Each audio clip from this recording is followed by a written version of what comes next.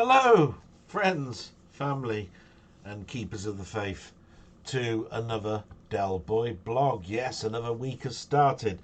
So this is year 2, blog 8, but in legacy numbers, it's my 60th blog, dated 16th of April 2023. Whew, time does move quickly, but in the most part, I've been enjoying myself. I see the numbers still dwindling. It still concerns me. But on the most part, um, this week has been enjoyable. The weather has not been that bad. Um, I'm not quite sure whether the content is still good in the blog for you guys. I keep saying that I might do a questionnaire.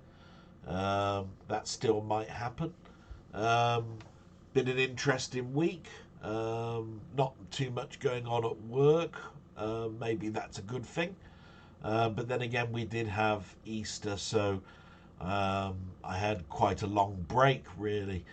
Um, the thing about work, though, is that I want to go back into work on a more regular basis, but I'm trapped by the amount of holidays that I need to take, or I lose them. They won't give me the money for them, so I'm trapped, really. And so I have to take holidays where I don't really want to take them. But there we go. But I'm hoping that you guys are all okay. I'm looking forward to knowing more about whether you had a good Easter break. Um, for me, it was all about my mother, really. Um, I took her just for a drive when I was happy that my car was okay. Um, I've given her now some videos of the birds and so forth. That's an interesting thing. What's going on with that? So, um, every couple of days I put some seed on the bird table. We've got another camera that's in the trees that's got some dangling bird feeders, but it's on top of a really, really old blue tit um, birdhouse, and it's rotted.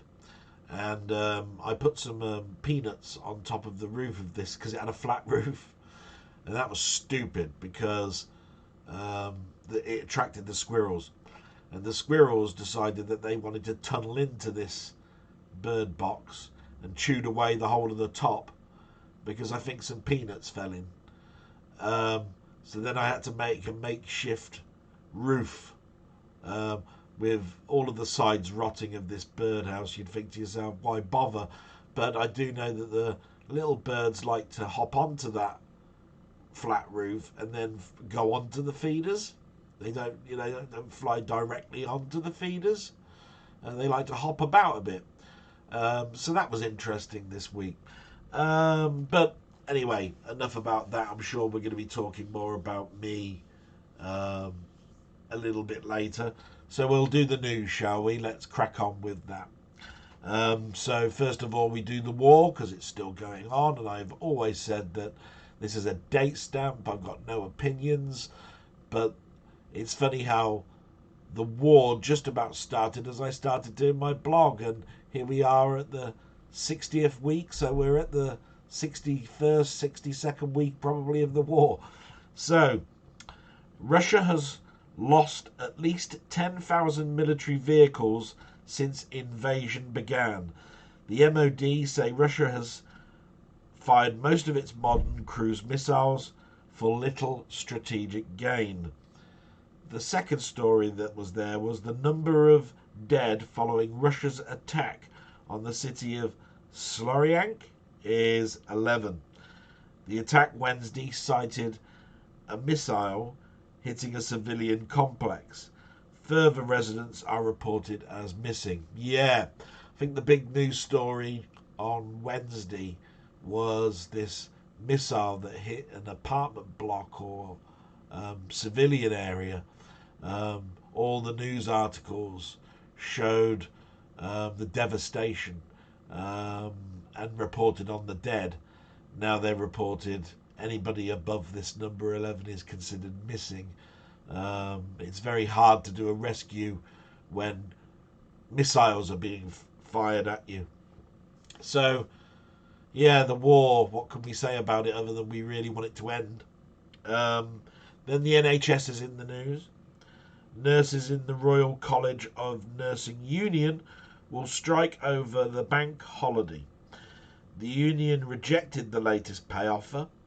This affects emergency wards, intensive care, and cancer treatment. So now we're playing hardball. I think it's a 48-hour strike. There are 3 bank holidays in the next month. The first one is the spring bank holiday. We've got the coronation of the king, and we've got the later spring holiday at the end of that month. So we've got a number of nice long weekends for us that work. But the strikes, yes, they're going to cause havoc. And if I remember rightly, I did think the number for the pay rise is high, even if I do consider nurses and everything to be well deserving of a pay rise. But I think it's like 45% that they're asking for. Now, I don't go into too much into the news, but I don't know whether this is 45% over a number of years, whatever. But I've worked for the government for 10 plus years. My pay rise was 1%, regardless of inflation, for 7 of those years, 8 of those years actually, and the pay rise I believe this year was 1.5, 2%. So I understand just what they're going through, but those wards, it scares me a little bit. There's a lot of people that need treatment, constant treatment. So, yeah, I wish them luck. 45%, pretty darn high. But then again, I take it with you guys as well. It's 1 and 2% over years. And I suppose what they're really looking for is that ministers get less money. And that money is transferred into their wages. That's probably too simplistic a view. And then I do know that President Biden was over in Ireland, but I didn't follow too much of that other than he went to 3 different places, did a nice couple of speeches, mentioned how Ireland is important to America. But the big news yesterday was the Grand National. So what have we got about the Grand National? 175th Grand National winner was favourite Coach Rambler at 8-1. The event was delayed by 15 minutes due to protesters of the event. Unfortunately, Hill 16, which was a name of a horse, died after an unrecoverable injury after falling at one of the hurdles. Now, I brought the Grand National in because it's something that is always there. It's one of the most dangerous races, and it's sort of like very close to me because my father loved racehorsing, and my uncle, who lived on a farm, worked for a very well-off guy. He had his own home, stately home. Mr. Ankinson, his name was, and he had 2 racehorses, Little Good Lass and Little Good Lady. They were never going to go into the Grand National, but they did go to horse events and win a few. My father always said horses love to run. They're not being mistreated here. So I have to blame really some things about the owners, and I have to blame a little bit on the events, because as much as you can make an event as safe as possible and do as much as you can on the hurdles, if you've got too many horses, they're going to stumble over each other. The horse that died was a 10-year horse, so still quite young. And unfortunate, but my dad's always told me the horses love it. Don't think that they don't, because they do. They love racing. They love being. Some horses are a bit timid around others. It can cause them frights. And I have to live up and say my dad's probably right.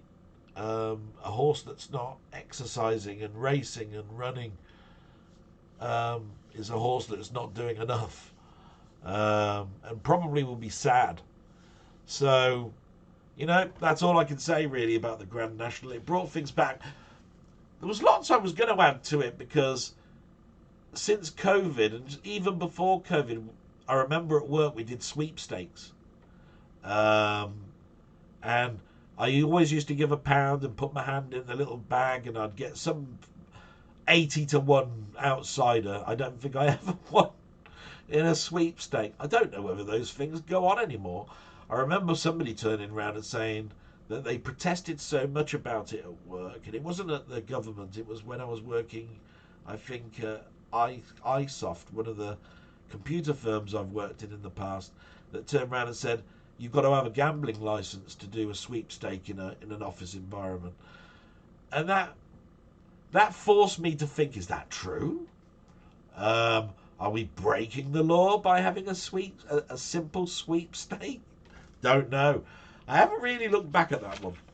So that's the news out the way. So what do we do next? We do the shout outs. Again, the number's lower. But thank you so much for taking your time to find out whether I'm okay, watching my rambling and listening to it, should I say. And for some people, you say it's one of the things that you need to do on a Sunday, and that cheers me up no end. But these people have written comments. Some of them ask some questions, which we'll come up with shortly. And so the shout-outs go to Martroy, LFC Gamer and Vlogs, Wee Bob Art, Danny Retro Gaming Played Badly, Milfy Swimbuckle, Steve's Gaming, Colin Jones, and Jambon. As you can see, numbers diminished drastically there. But hey, I'm still happy. I'm still here. Just going to take some product placement. You can probably hear rasping in my voice. It's a little bit better. So I'll read out a couple of these. Some of them will be just the question. Some of it will be what's going on in my friends' lives. I'll just read it out if it's interesting. So the first one, because there's nothing in any particular order, is Jambon. Hi Del, nearly forgot to comment on this one. Sorry, so he nearly forgot. He got there in the end, no problem. Thanks a lot for answering my question about the pop charts. Oh, yeah. We were talking about what you can remember and how far back. After watching your answer, I decided to test myself by listening to Apple Music. I'm on a 3-month trial. Playlists of the bigger pop songs of every year from 2000 onwards. I actually remembered more than I thought I would from the 2000s, but was hopeless from around 2012 onwards. Well, good for you. I said I was going to test that and didn't. A few other things on my mind, but I really must get around to that. I don't have Apple Music, although it was a freebie for me for 3 months when I got my phone upgrade. That just basically diminished and I never used it.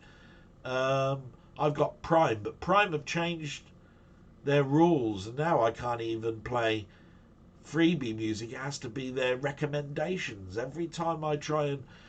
So my mother's noticed this the most. My mother is a big Roy Orbison fan, along with a lot of songs from the 60s and 70s, but mostly 50s and 60s. And I devised her a playlist of stuff, and several months ago, must be over 6 months ago now actually, Alexa will now turn round and say, playing songs similar to Roy Orbison, and it plays all sorts of different music. Now that's okay for my mum. She's listening now to some different tunes. Alexa, stop. So sorry about that. See, listens to my voice.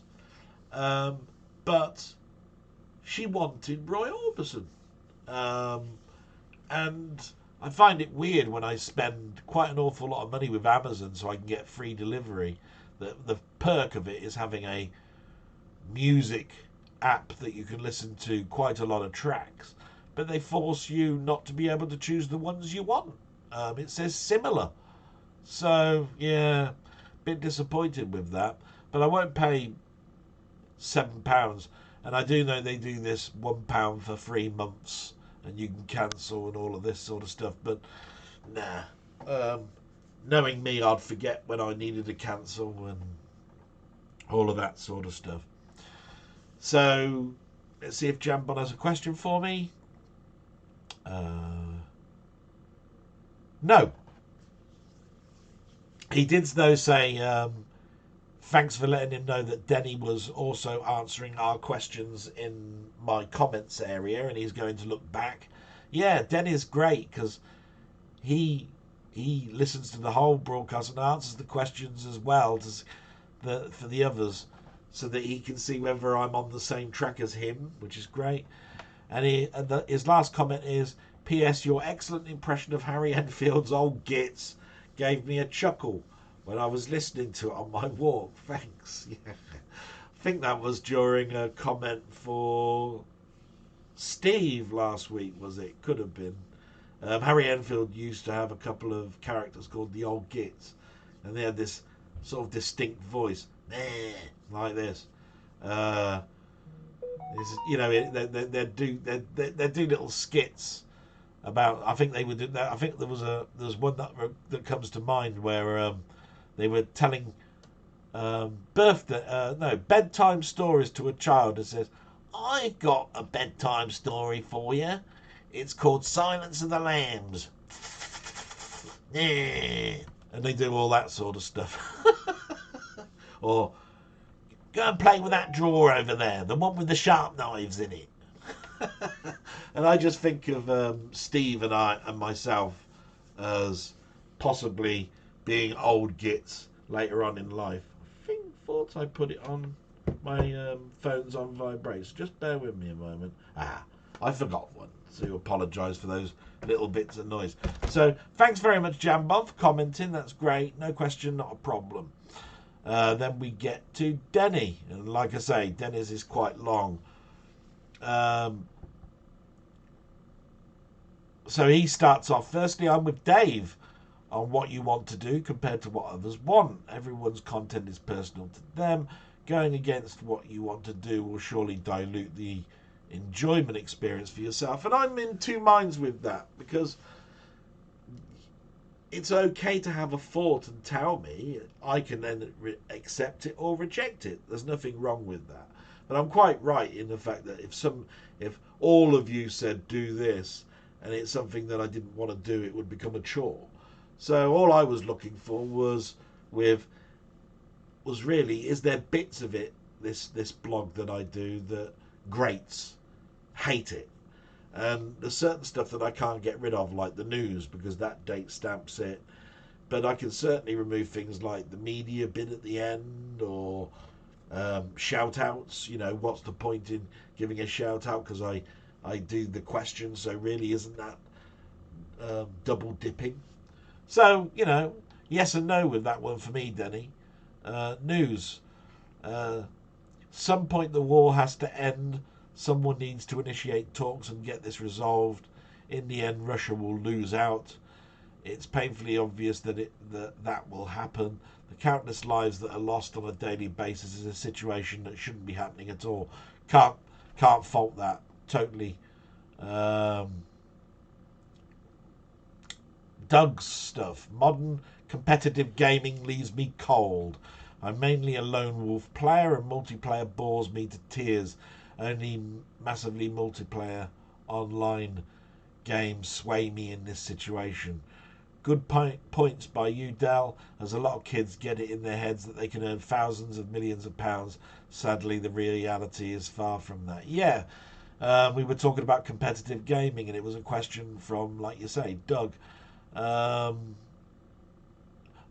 agree more with you, really. I mean, absolutely fantastic.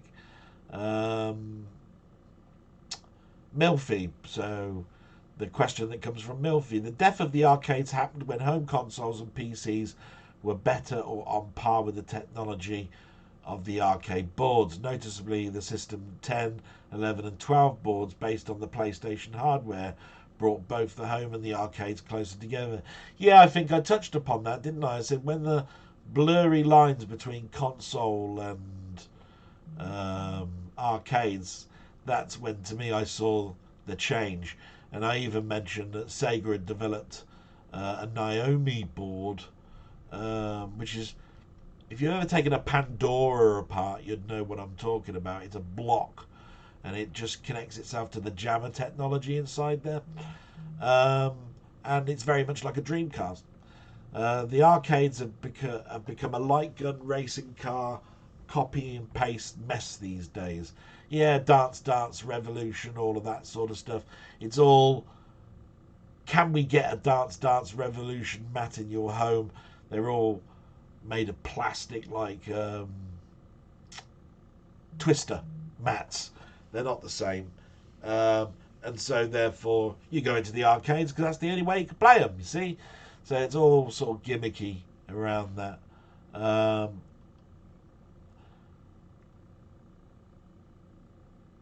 Dell's videos and what he bought. Felt rather spoilt by the two 8-bit videos you released and two great games on our favourite Commodore machines. Like yourself, I had the Star Trek 4K Next Generation box set, and I did have the Ten Commandments, which is an excellent transfer. Yes, what a transfer the Ten Commandments is. And I put the Ten Commandments in, not because I bought it that week, but because I'd shown it in a blog previously. But it is an absolutely exceptional 4K picture. And the funny thing about the Ten Commandments is it was directed, both versions, the 20s, 30s version and the 50s version, by the same director, Cecil B. DeMille. But the thing that I like about that particular era is the Technicolor, the richness of the colours. But the music score in the Ten Commandments is absolutely exceptional. Oh my god. And then, oh, you got a question. Okay, so I'm going a bit slowly. I'll have to speed up. Yul Brynner was well known for many fantasy films, Westworld, Future World, The Ten Commandments. But do you remember a post-apocalyptic film called The Ultimate Warrior? The premise was listed as Virus Holocaust. It's not the only plague that threatens our future. New York, 2012 AD. In a plague-devastated world, one tired man finds a reason to fight. Do you have any recollection of the film? If you do, what were your thoughts on the film? Wow! The Ultimate Warrior. Yes, I do remember it. I think, if I remember rightly, some scientists designed a plant seed that could grow in desolate landscapes, like barren land. And he had set up a sanctuary in a part of the city, and because of all of the attacks from the hordes that were now sort of zombified, he hired a mercenary, Yul Brynner, to repel them. The trouble is over all the different attacks, he learned that the city they were in was not safe, and that the only way that he could be safe would be on an island. So an island covered in water would mean it would be less open to attacks. So I think there was a big battle at the end. That's all I remember about it. It was great. I think other films like Soylent Green, dystopian futures were better. I think the thing I had a problem with, and you got to remember, I haven't watched that film in 20 odd years, and it was a 70s film, so I was watching it probably as a movie drome flick. Was, where does it end? There's no real answer. In Soylent Green, the devastating answer is we're going to be overpopulated. We're going to eat ourselves. But where's the ending in this one, where you've got a harsh future against you? You've got a plant that will keep you sustained, but there's no cure going on for the people that are affected, and he's looking at himself and close people around him to go to an island where he would be safe. I can't remember if there was an answer. So, sorry, not very good answer for you there, Denny, but at least I think I remember it, and you'll have to tell me if I was along the right lines. But I do like those films that make me think. That one is another dystopian future that I definitely watched. I just can't quite remember if there was an answer in it. I think it was more a solution for a small amount of people with no real answer there. Okay, so we get to Milfy. Good old Milfy. Oh, by the way, thank you, Denny. Salute to you. Question for your next vlog. Do you like an ending in a game?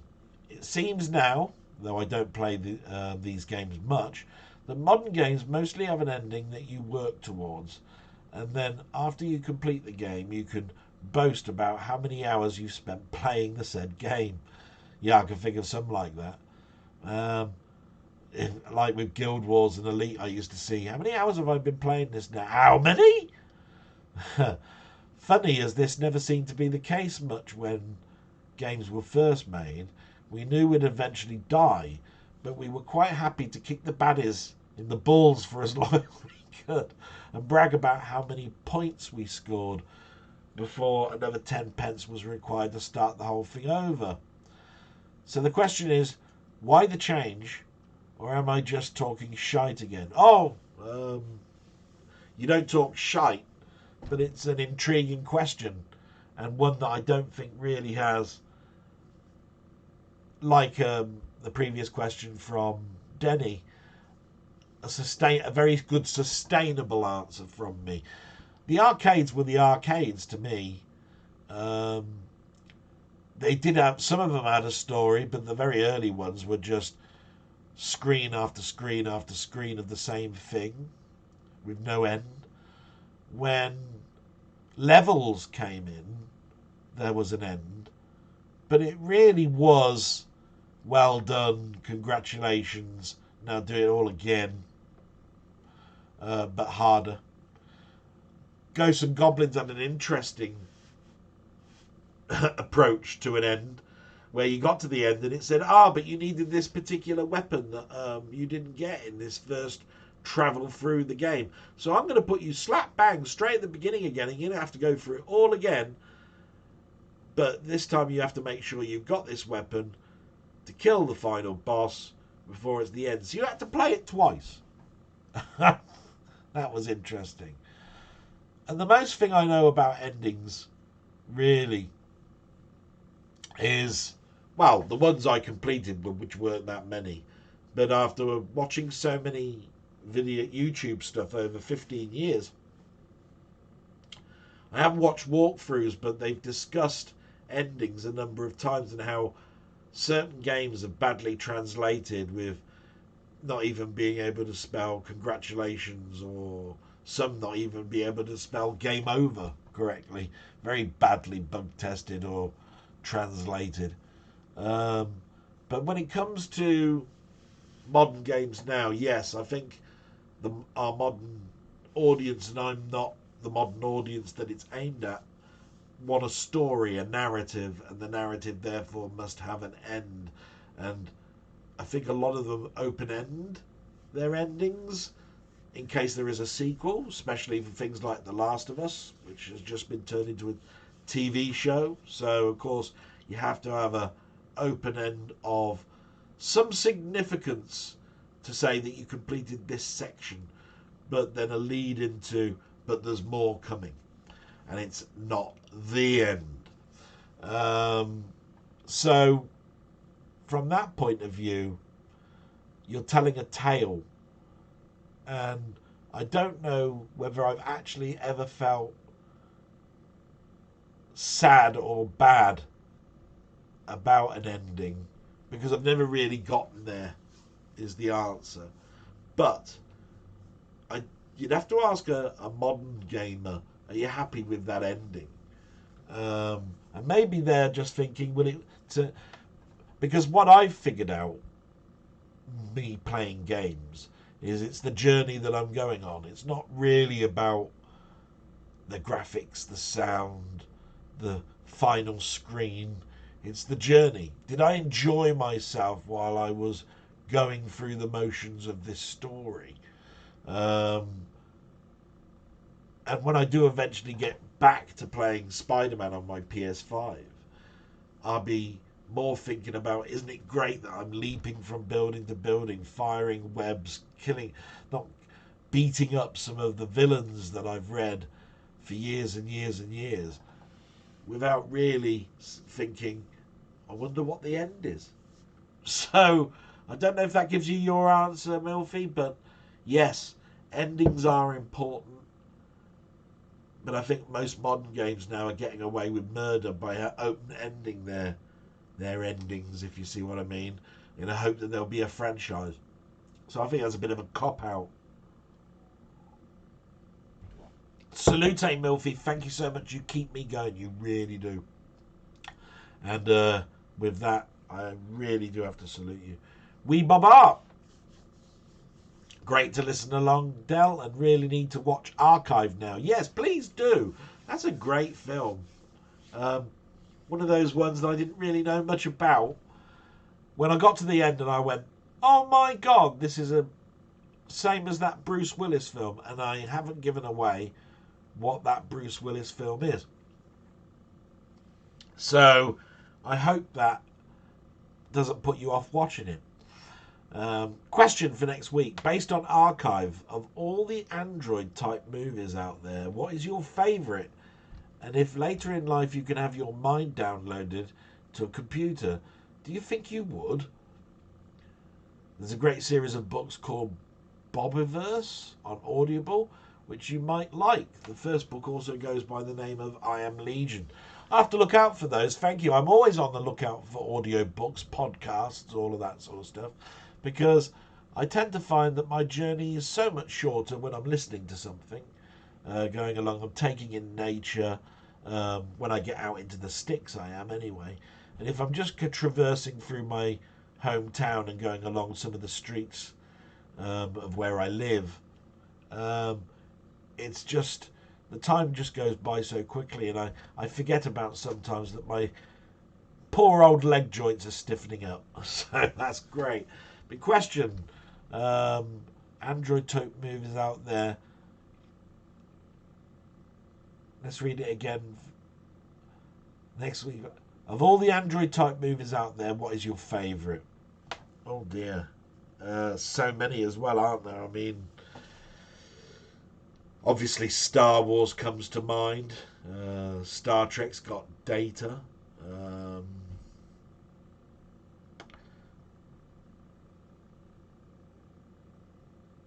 Westworld has got androids in them.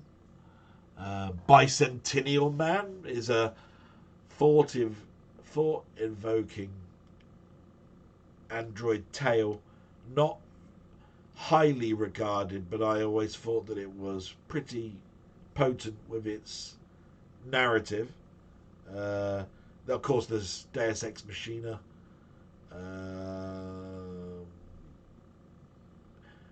Spielberg did AI, didn't he? AI, artificial intelligence, but that was more Pinocchio, a rewrite of Pinocchio, wasn't it? I, Robot. Oh, of course, Blade Runner with its replicants.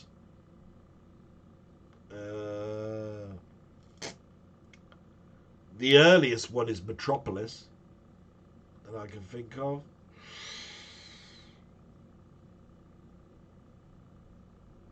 Alien, yes, of course. Alien has a famous android in with, so that's great. And going away from movies a bit, the TV series Humans, it doesn't have androids in it. Yeah, it does. All about androids and how they're mistreated, more like slaves. So your question was, what's my favourite? Oh, well, I'm going to have to go Blade Runner, because Blade Runner is one of my favourite films. It's a poignant tale about the replicants because they've only got a certain life expectancy. There is no downloading of their thoughts and their visions, because there's a famous scene at the end with Rutger Hauer where he basically says, when my eyes shut, basically he's getting at, when my eyes shut, when I die, everything that I've seen dies with me, which is exactly what happens to us. Which probably then leads into your next question: would I have all my thoughts downloaded? I wouldn't be averse to it, but I'd think to myself, wouldn't you lose the emphasis of me talking about it? It would just be data to read, which you could get a million times from other people about what was going on in life and so forth. The emotion would be taken away. So I'd think of it as being, yeah, you'll miss what I observed, but at the end of the day, the emotional impact of what I was watching at the time wouldn't be captured anyway. Am I right in thinking that? So I don't think you'd get much benefit out of it, which is why I'm doing blogs, partly. I try to put the emotion of what's going on this week into my blogs. So hope that's a good answer for you, Colin Jones. Okay. Regarding blog content, as I said in Discord, I'll watch whatever you publish. I want to watch you as you, not as I want you to be. Thanks, Colin. That's a really nice comment. But what I was actually trying to get at is just ideas that I can adapt that would make it fun for me. I don't want to put something out there that switches people off.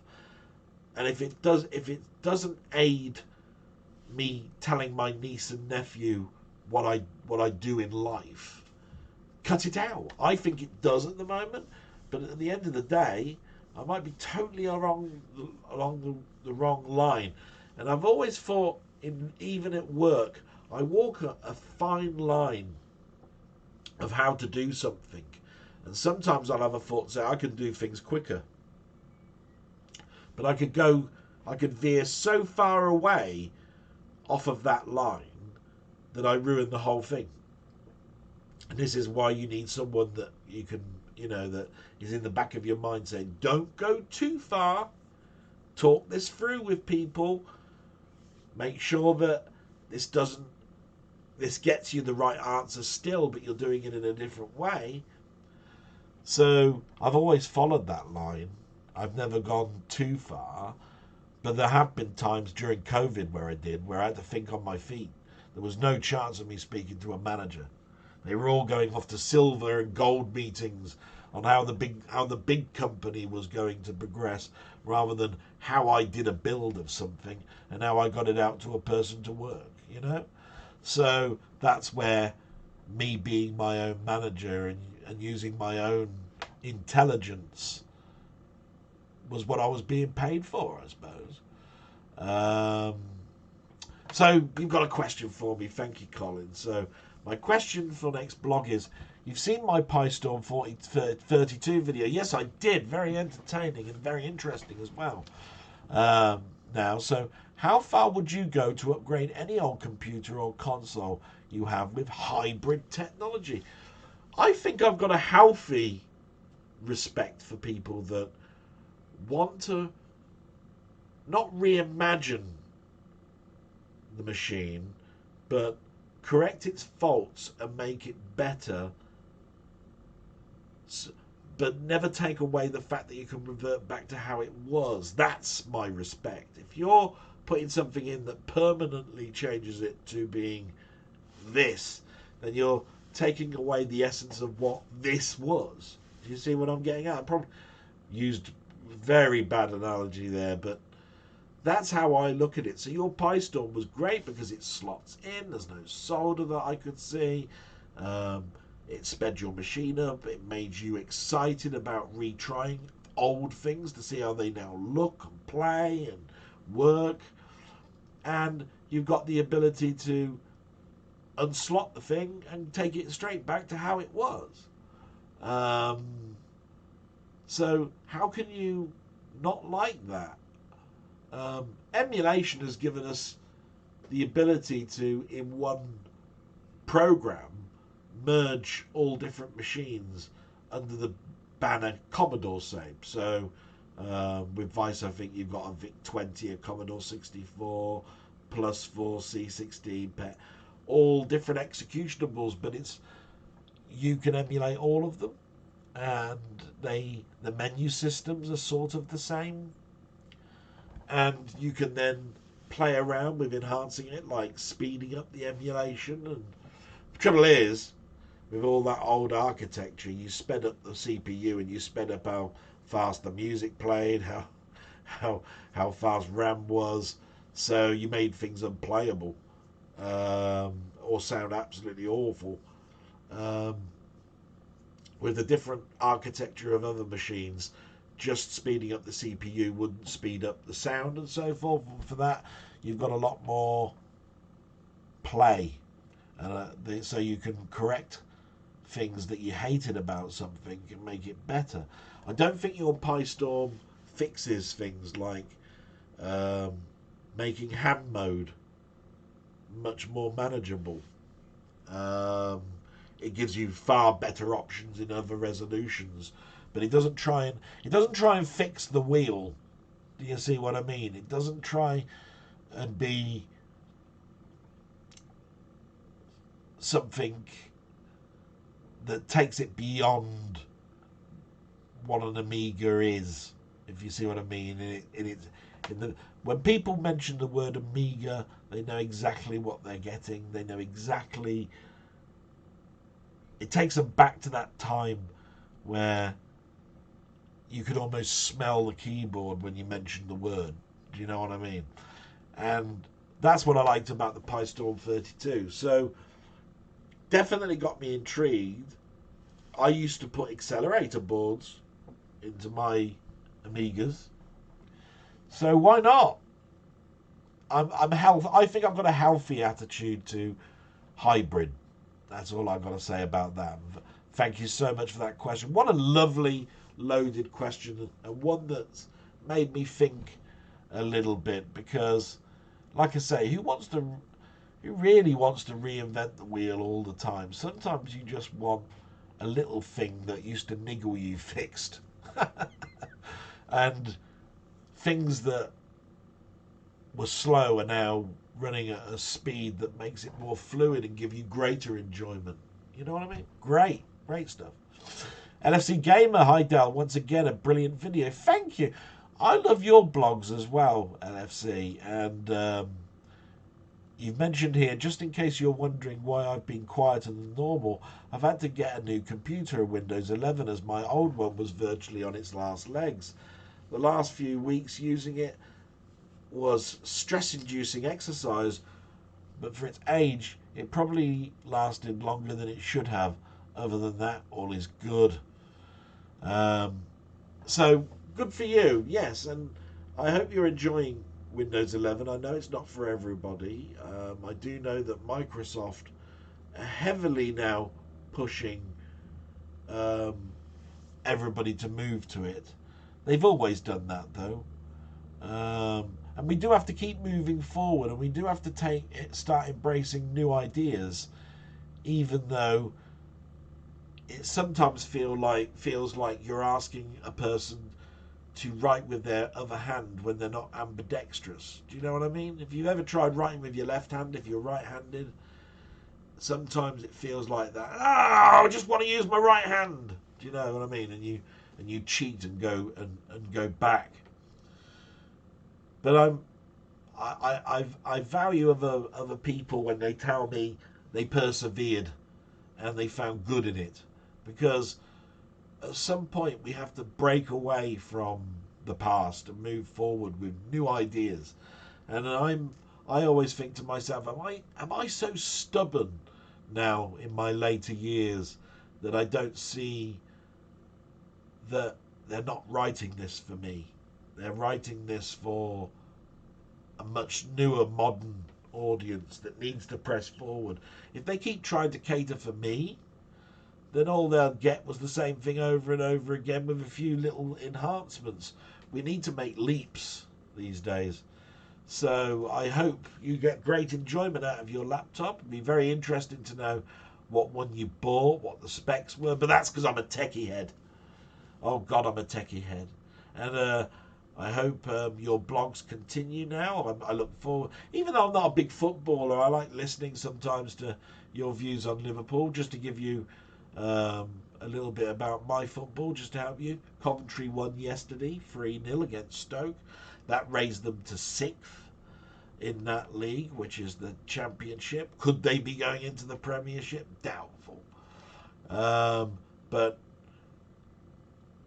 like I say, my manager, who I don't think they'll ever sack while he's on the form that he's in,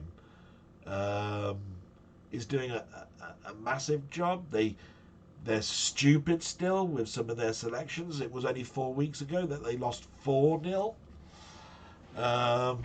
So I have to look at it and go, you're not there yet. But I also have to think about it. I've always thought that when it comes to Coventry, that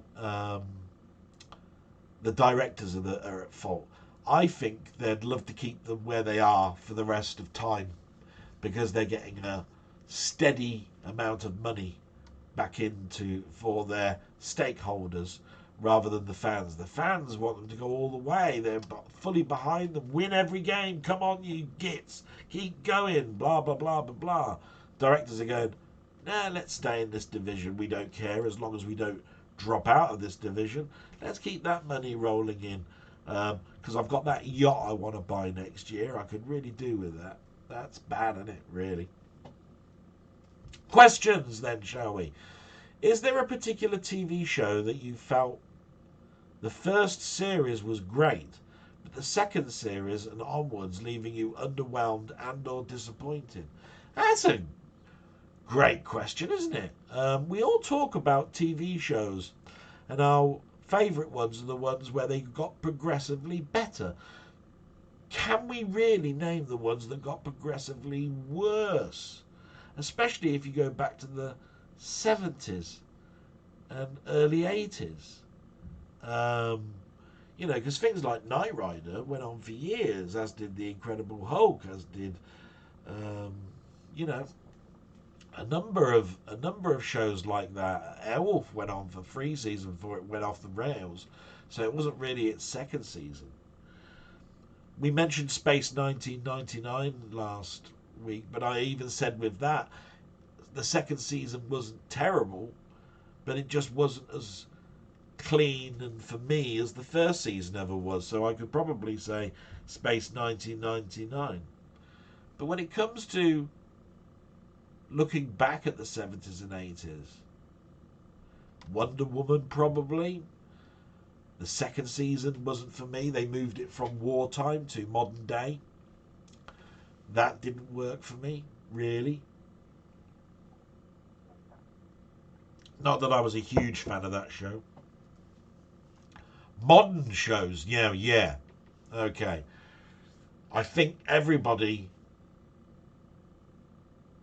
knows about the show Heroes. Now, Heroes disappointed me because what happened to it was a shame. There was a writer's strike. So the first season came out and it was a bolt of lightning out the gate. Fantastic. Everybody was going, oh, what's going to happen in the second season? And then this writer's strike happened. And it took ages for them to come out with a second season. And I believe it was even a very short season. And the tack of what the show was, what made Heroes, changed. And the story became very convoluted. And then when everything moved back to being as normal again as Hollywood could be, the third season onwards was just rubbish. I lost interest every season till it came to a disjointed mess. Oh my God, what was it, 5 seasons? And that 5th season was atrocious. They tried to reboot it, but, that's history for us. Westworld. Very excited about Westworld. Again, not really something where I'm saying season 2 was worse, because season 1 was again like Heroes, a bolt of lightning, bang, in your face, fantastic, really complex story. The second season came along, and it was more, what are we going to do from this shocking endpoint of season one? But then from season 3 onwards, convoluted mess, just dross. I could watch to the end of season 3. Is there a season 4? I think there was. Season 3 just basically made me lose interest. And there was Stephen King one. Was it called Under the Dome? It was about a dome that encased a town, and there was a story between all of the characters. It intrigued me for the first season, and then the second season onwards was just absolute mess. Where it was all about the dome and how they were going to get out, it turned into more their squabbles in this town because they can't get away from each other. It's just drama for drama's sake. And I'm going to end it there because there's probably others. I remember another one that was similar to a Stephen King thing, like Pet Sematary. I think it was called Resurrection, where all of your family suddenly rose from the grave and were alive again. But that was bad from the beginning, really, because there was none of the horror of, Dad, how did you get back here? And why are you covered in dirt and shit? Ah, yeah, you're done. It was none of that. It was, come and sit down, have your dinner, like it was a normal Sunday. No. Resurrection wasn't for me either. So, I hope that answers that question for you, LFC. Number 2, if you could ban one ice cream flavour, which would it be? And your reasonings as to why. That's an interesting one. I suppose when it comes to ice cream, if I was younger, I'd be able to answer that really quickly because I'd like to try all different flavours. What do you mean, mint choc chip? Chocolate. Vanilla. Yeah, can you put some sprinkles? Can you put some of that red juice all over it? And then you'd have Neapolitan ice cream, and you'd always say, I'm going to eat the bad ones first. So I'm going to eat the strawberry one first, then the vanilla, then the chocolate, or whatever order that you'll do it in. And the varieties were great. When I got to the States, there's a greater selection. And I didn't know what pistachio and all of that sort of like different flavours were. But if I was to ban one, I think I'd look at the whole spectrum of different ice creams that are out there and get rid of ones that, of course, don't make any sense. Who wants salt and vinegar flavoured ice cream? You know what I mean? There's bound sure somebody's gone and done something stupid like that and done pepper flavoured ice cream or something. And somebody will turn around and say, you can't do that. That's brilliant ice cream. I really love it. But if you were to tell the world I brought out an ice cream that's salt and vinegar flavoured, they'd go, that's just wrong. You don't put salt and vinegar on your puddings. So, no.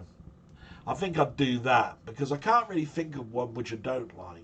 Although I do have trouble sometimes with Ben and Jerry stuff. They do these cookie dough and fudge brownies and stuff. I don't like it when they put walnuts and things in it. But that's not me not liking the ice cream. That's me hating the things that they've plonked in it. Do you see what I mean? It's very difficult. I used to love her. To me, you can't be a Mr. a Mr. What do they get? Whippy. Is that what they call him? Mr. Whippy. Cornet with a vanilla ice cream that goes out, in a twirl, and then you stick a 99 flake in it, flake piece of chocolate with some red strawberry juice over the top of it. That's gorgeous. Do you know what I mean? And last one, out of the Star Trek movies, what would you consider to be the worst one of the lot? Oh my God, you're asking me to destroy a franchise or actually give somebody the answer of what I consider to be the worst film. So some people will turn around and say that the even numbers are the best, the odd numbers are the worst. I don't look at it like that, although I can understand why people look at patterns. Others will turn around and say it's got to be a cross between the fifth and the first one. Fifth being directed by William Shatner, the first one being the motionless picture. But there are good in those movies, even if you don't particularly like it. I think Star Trek V has got a wonderful film score. The special effects are atrocious. The story has been done over and over again. You know, what does God look like? We're all in search of God. But it's got some fantastic elements where there is a Vulcan in that can cure your pain. He can take your pain away. And he goes around and he goes to his brother Spock and says, I know you best of all, I can get rid of your pain, you know, because he's obviously half human. And with McCoy, it was his dad dying, he couldn't save him. And when it came to Kirk, they didn't film that one, I don't think, although I've been told there is an outtake that's never been shown where for Kirk's pain it would have been something to do with the Enterprise, believe it or not. But Kirk basically comes out and he gives an expression which basically we should all embrace. He says, you can't take away my pain. My pain is what makes me. It's what drives me. I move forward wanting happiness, but the things that have hurt me have shaped what I am. See what I mean? So how can you turn around and say really that Star Trek V is the worst? If I was to name one that disappointed me the most, it would be Insurrection. It is an odd-numbered one. It's this story of moving people from a planet to another because these people come along and go, it's our planet, but they're on a planet that basically stops them from aging, I think. And you feel a feeling of happiness that makes you not want to go. Very lackluster story when you consider that millions was being put into the development of this film. I just found that so weak. You couldn't come up with a stronger storyline than that. No. If I'm hard pushed, I'd probably say, and it is with great disappointment, that Insurrection is probably my least favourite Star Trek film. And I've probably gone and alienated a load of people, so thanks for that, LFC. Don't worry about it. Some people want to know, you know. So the good and the bad. So David's retro gaming, I don't think there's a question. I wouldn't worry about what people like or don't, mate. Just do what you want to do. He's going to be really nice and send me do a video possibly in the future of his F1 collection. That'd be really nice. He loves Richard Pryor and Frankie Howard. That's great stuff. Yes, he did warn me. Right, I was talking about my car, and I must admit I should warn people that it's not safe sometimes to do stupid things like I do, which is pull the battery terminal off. You can charge these cars now while the battery is in place. There are, instead of you putting your plus or minus terminals on the battery, there are pieces of metal out of the bodywork that basically go into the battery that you can cling on to. All I know is that batteries die for any reason whatsoever, and it would be terrible if they put something in the software that does something detrimental, all right? Because your battery could be off. Might not go into the car for 3 years, and the battery just naturally dies. When you charge it back up, it would be terrible that only a mechanic can fix it, just because the battery died. But he was talking about limp mode, and yes, what you have to be wary of, whatever I was talking about last week, which was about the VAG codes and the dashboard lighting up like a Christmas tree, is that there is a piece of software in there called limp mode. And limp mode is in most modern cars where if it senses something detrimental in the car by its sensors, it will reduce your car's performance to a point where you can just get home, which is why they call it limp mode, where you're going along at under 30 miles an hour, not able to go to the higher gears, not able to turn things like air conditioning on, all of that sort of stuff. It puts you in a plain 30-mile-an-hour mode just to get you home until somebody can look at your car for you. And if you do what I did, clearing codes and taking the battery off, you're in a danger of activating limp mode, and you're quite right. The one thing though, David, is that being an IT manager and in the past and working on service desks for years and years and years, I never do anything until I researched it to the 9th degree generally. So I knew what the start-stop hindrances are. Like start-stop won't activate if you've got air conditioning on. Start-stop only works if you've done a number of miles. Start-stop will not activate if the battery is not at 80% and above. All those things I knew. No, what I was trying to get at is that a message came up saying start-stop had failed. And then the message never came up again. And the start-stop symbol was just the normal symbol where it says it's not activated. It didn't tell me that it had cured its fault. So what I thought to myself is resetting my Audi might get the start-stop system to work again, when actually probably me just turning the ignition off and turning it back on probably just activated it again. But you're never going to get a message saying, that's it, your start-stop system is now working again. There's no message for that. So, that was the reason why it was a big pain in the arse to me. So thanks for the warning, and I hope that's a warning to other people that if somebody does tell you, hey, this is something that you've learned and go out and try it, always remember, don't take that word totally for gospel. Do some more research. Do check this stuff. There is hundreds of videos out there on cars and how you can reset your car and make it more efficient and turn stuff on that car companies would charge you a fortune to activate. Like my Audi didn't have dipped side mirrors, where I put my car in reverse and the passenger side mirror would dip so that I could see the ground automatically. That is a feature that cost an extra £200 if you were buying the car from new. Actually, you put in the VAG unit, you find the long coding script for it. In some cases, you don't even have to do that. It's actually set to just switch it on or off.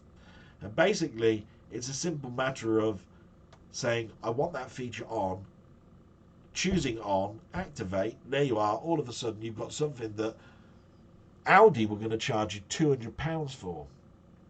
That's where I get really pissed off, because you're spending enough on the car. Why turn stuff off that a person can have to make yourself money? It's that same thing that we're talking about with DLC, where we were saying, if the game had this feature already in it and just putting in a code gives it you, why didn't you give it me in the first place? Thanks very much, David. And Steve, yes, I missed his question last week, and I thought there was one, and I was looking for ages for it, and it weren't there. And then we had this little discussion about he thought he'd put it there, and I'm pretty sure he did, because Steve's one of those guys that I talk to on a regular basis. He's one of the, it's what you would call the closest of friends without actually meeting. Do you see what I mean? And I count that with very few people on my hand. Maymeister, Denny, Panther, Steve. Do you know what I mean? And there is, literally I don't have too many friends that are that close that actually do send me a message, once every week or 2 weeks to say, how are you, rather than just talking in a chat room and saying, how are you? I'm talking people that actually write a private message to me. And that's where I consider you've gone beyond that friendship. You know what I mean? That bit that just says online friend and close online friend. So anyway, hi Dal, good one again. Before I reply, I have to ask what happened to my comment. Yeah, so we talked about that. I will say happy Easter to you, even though I'm not religious. Yes, he's talked about how he loathes religion. And I totally get that. This is where I have to be careful, because I mentioned to you that I've lost faith in a lot of things, but I haven't totally lost it. I have to remember that I came from a background where I went to Sunday school, I sang in a choir, I played the church organ, all sorts. And nothing moves me more than a hymn. But that doesn't make me religious. It's just hymns have got this chord progression in them that make me emotionally feel different. You know, what a friend we have in Jesus is a classic example of forget the words, just listen to the music. If you could just do listen to the music, I would. Always though, some choir singing it. You know what I mean? It's a bit like that. So, but that's music in religion. That's a topic I might touch upon, being as I have been in choirs and played in a church.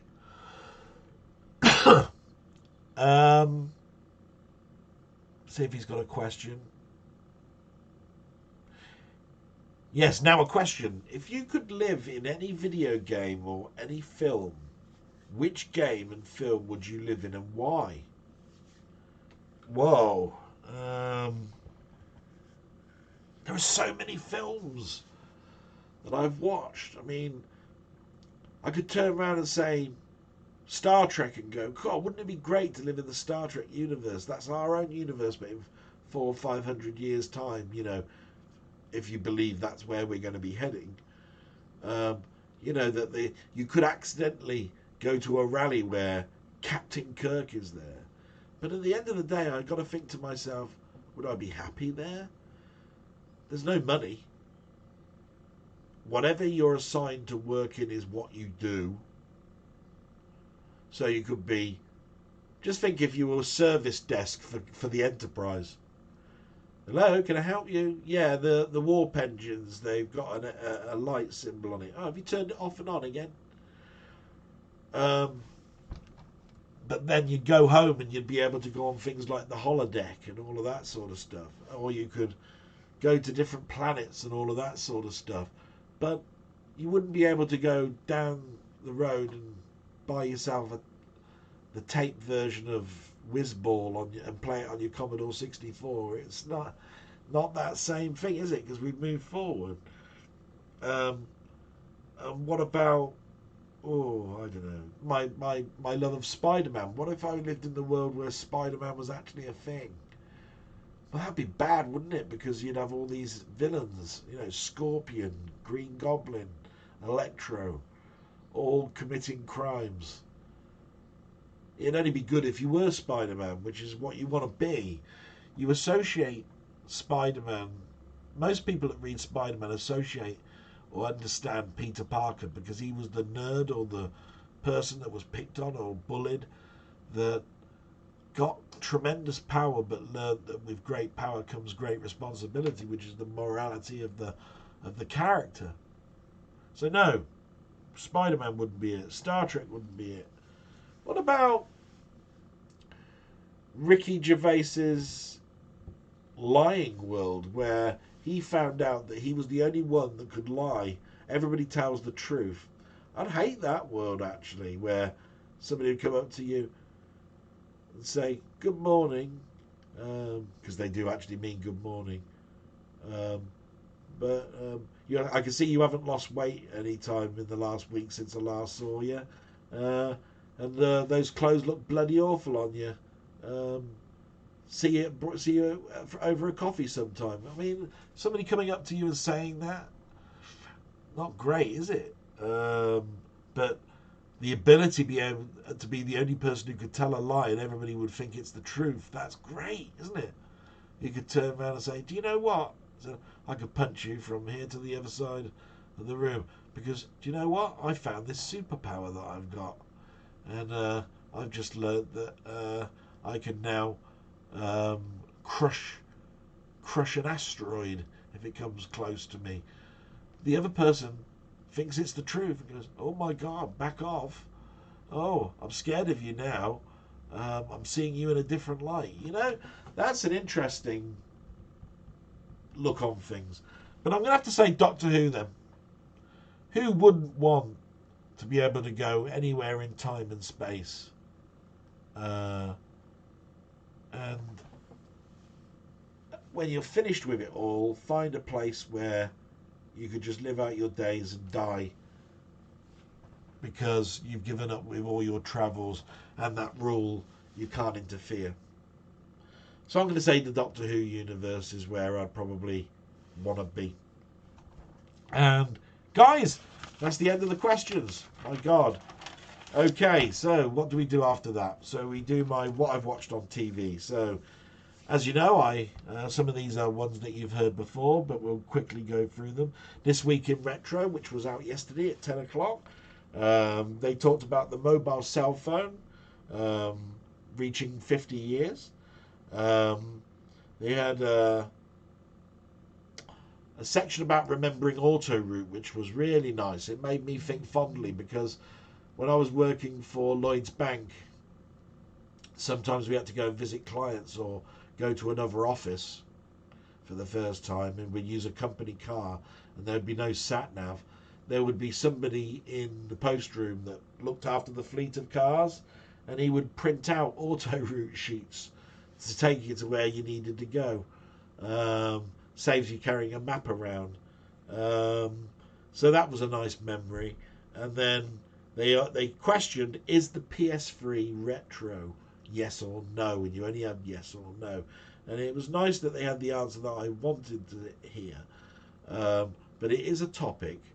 I know some people hate the word retro, but I've got retro in my title, and I stand proud behind it because I do a retrospective, which is where my word retro comes from, of things that I used to do in the past. I don't use words like vintage and all of that sort of stuff.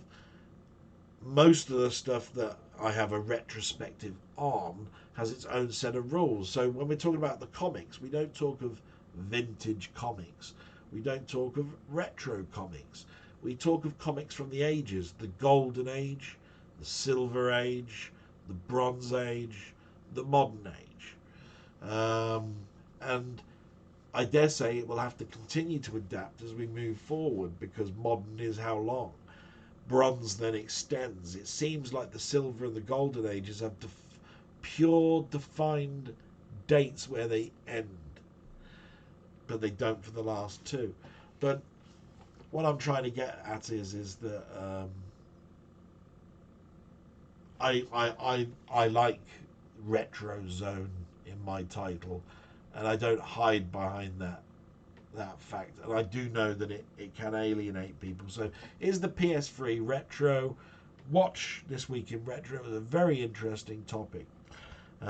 Techmoan was good this week in the fact that he talked about a device called the Sanyo Stereocast, because he corrected himself on an earlier broadcast where he talked about a record deck you carried around in your briefcase. I mentioned it 3 or 4 weeks ago. And he said that the radio was stereo, but it's not, it's mono. You had to have this little dongle that you placed in it to make it stereo. And when you did, you got static and noise and all sorts of stuff. So he's told us the reason why stereo is so poor, and still is. What you have to understand here is that even DAB is broadcasted mono and at very, very low frequencies. It's then turned into stereo falsely by circuitry, basically. You have to have a kilohertz of 53 kilohertz to get a stereo signal of any of non-degradation. and all of the radio stations in the past were below 17. So you'd have to have a booster signal pretty darn strong to get stereo with no crackle or anything.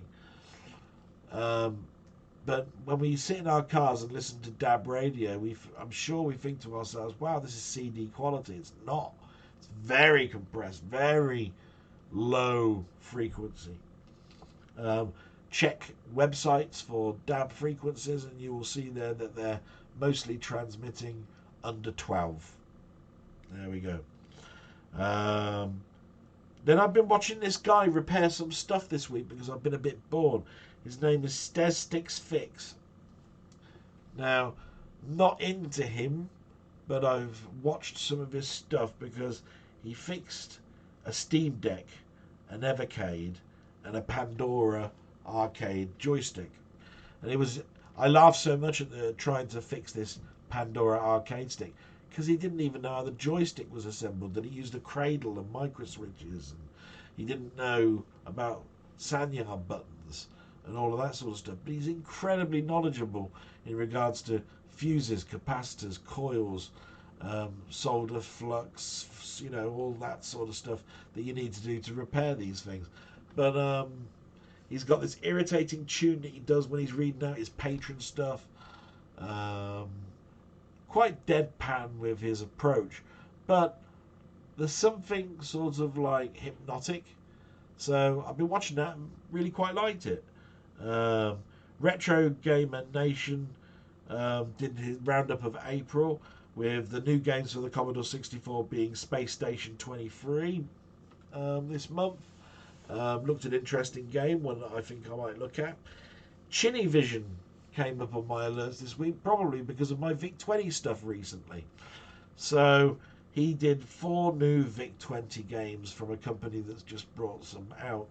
Nothing more than unexpanded 216K in memory range. Most of them were 8K games, but they were great. Some of them were based on oldish games like Snake. Some of them are reimaginations of Formula One racing, which would be pretty hard to do on a VIC-20 because of its limitations. But it looked like they did a pretty darn good job. That was great. And then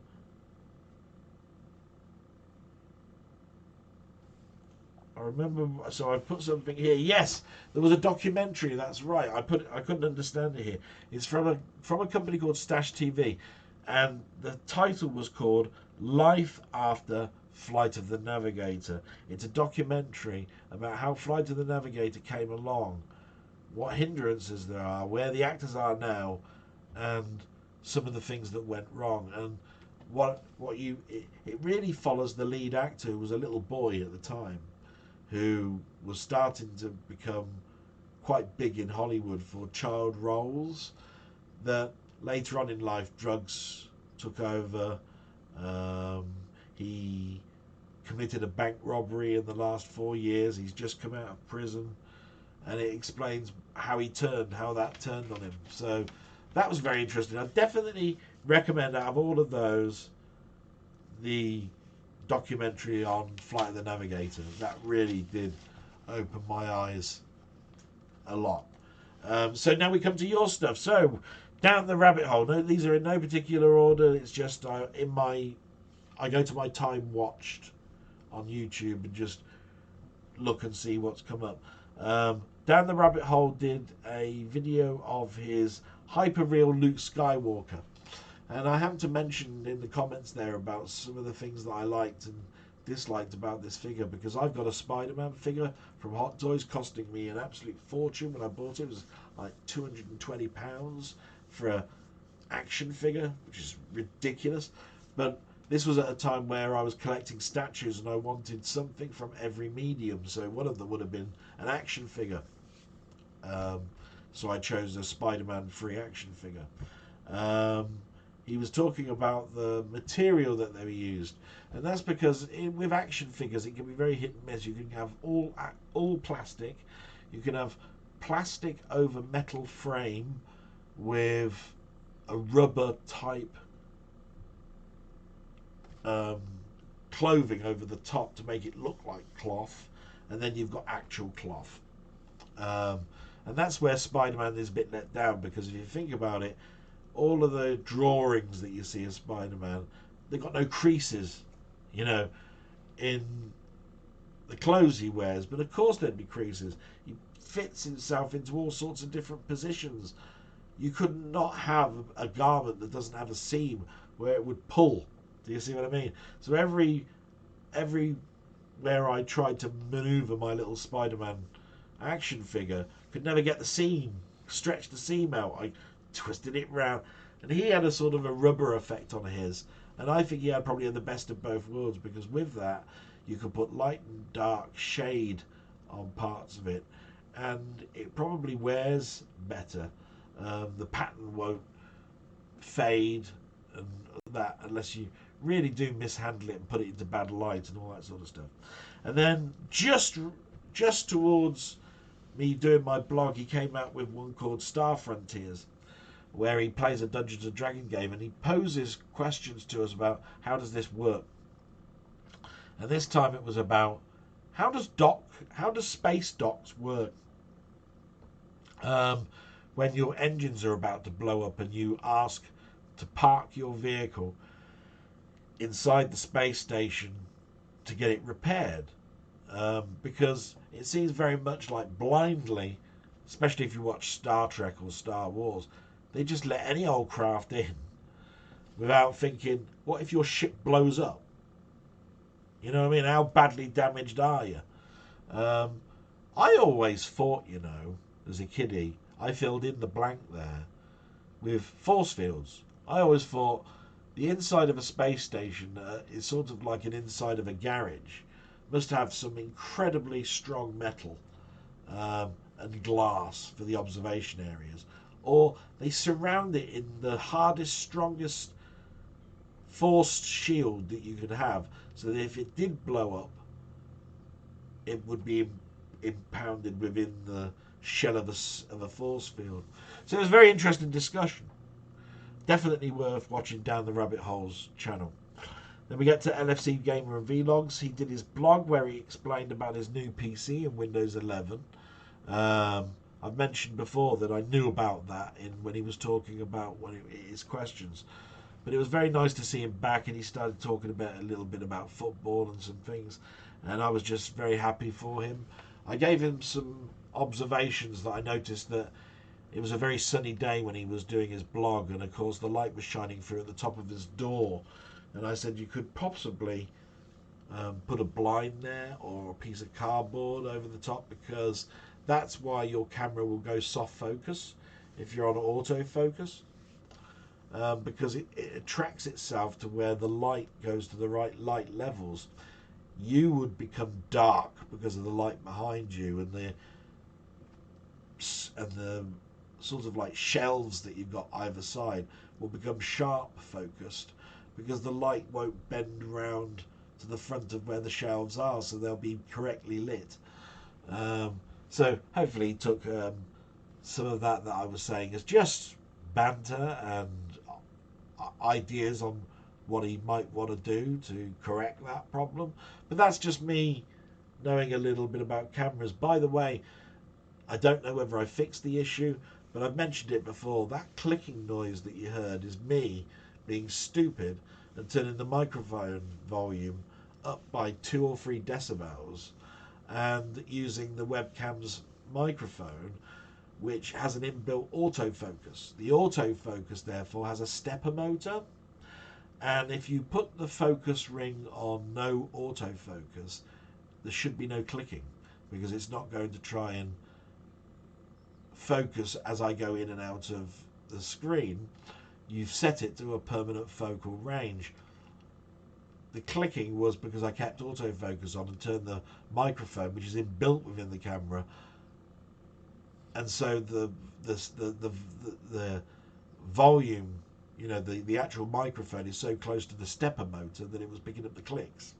That's where I put it down. He thought it might be the fans inside the device itself, but to be quite honest, the PC's down here. The microphone is up here on top of the monitor. So that hopefully ends that. Okay. Then I watched a little bit about Playtendo Guy. Now, Playtendo Guy is somebody that subscribes to my channel. Um, and basically, um, he has a weekly show where he talks about movies. Now, on Wednesday he did his show, and I got into a deep conversation about soundtracks. I felt so alive talking about that it was almost like me doing this blog now. You know, you suddenly wake up and you go, "Wow, yeah." Anybody heard of this composer, Georges Delerue? Anybody heard of this composer? You know, Roy Budge. You know, etc., etc. And there were so many people turning around saying, "You like Georges Delerue? I never knew that. I've been waiting for someone to come in here and actually start talking about that composer. What do you think of Interlude? What do you think of Rich in Love? What do you think of, you know, etc., etc." So I really had a great time, as well as listening into the conversation that was started at 7:30 and, by the way, finished at midnight. That's how long it took for the guy to get through all the questions that were going on that night. What a great show. It's on a Wednesday, every Wednesday. Playtendo Guy, definitely worth the watch. And thanks very much for the sub from you, and I really enjoyed your channel, mate. Thanks very much. Robert's Retro Gaming, as you know, got a big affinity with Robert's Retro Gaming. He did an episode 1 of a series of videos that he might continue with. This time it was Rygar, and he got quite far. I do like those sort of things, but the trouble with that is that they end up being walkthroughs. I like to see somebody struggling with something, and using one coin and seeing how far they can get. But there's a couple of problems with that. If you use continue, you've just shown us a walkthrough all the way through to the end. If you use one coin and you die a lot, we're seeing the same bit over and over and over and over again. It depends on what you feel about that type of show. Everything Robert's done, I'll watch, and I'll get great fun about it because I'll be laughing my arse off at some of the cheap deaths that he'll get. But there'll be a point where I'll go, haven't seen the end of that myself. I really ought to go and play that game, and I have to shut off because I don't want to see a walkthrough. So yeah, it's a tricky one. But he also did a Minecraft episode 83, which is always fun to watch. If you're still into Minecraft, definitely watch his videos. He's done 83 of them now for Minecraft since he started. Brilliant. Then there's Mainmeister. Yes, my good friend Mainmeister. He did a broadcast video of Commodore's Pong machine, which was the TV game 2000K, which he did about a year ago, but went disastrously wrong because he could never tune it into the TV. It turned into an episode of, will I get this to work, yes or no? And it was a no. Since then, he's had it modded. He put it on for us onto his CRT telly, and we watched together such classics as Pong and football, which you might think is probably being one of the most boring videos you could ever have. But no, this is what you have to understand is some people out there have never seen Pong machine before in their life. They've grown up from the point of Street Fighter 2 and onwards. What's Pong? What's that? And they might even look at it as being, now I've seen it. You played that crap? No.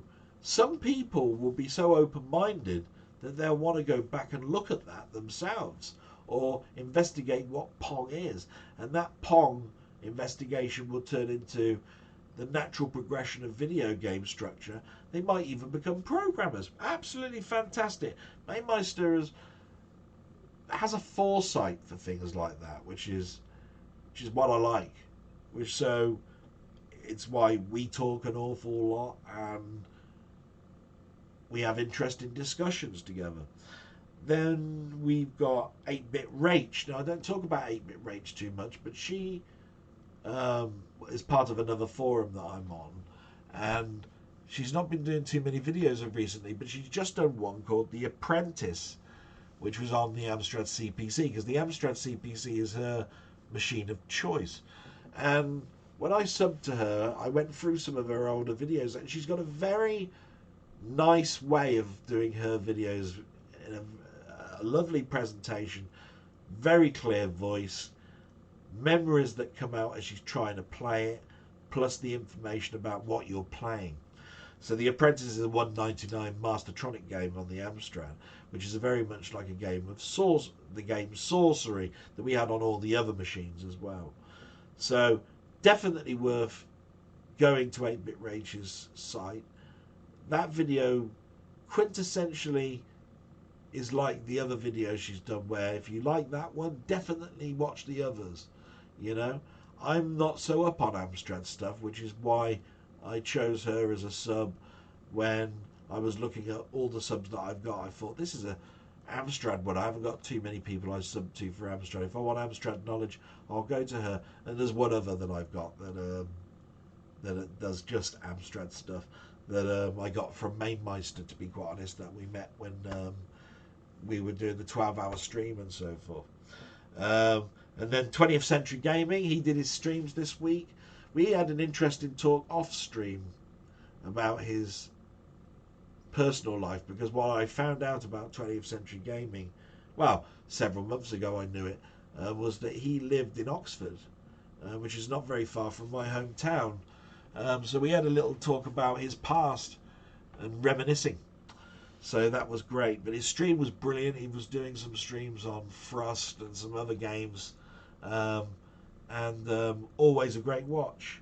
And then finally Ponder, which to be quite honest, there weren't too much that I could find this week from Ponder. But he did do a high score challenge on an arcade machine, which I think a lot of people are trying to do. And it's always interesting, especially if it's an arcade machine that you've never come across.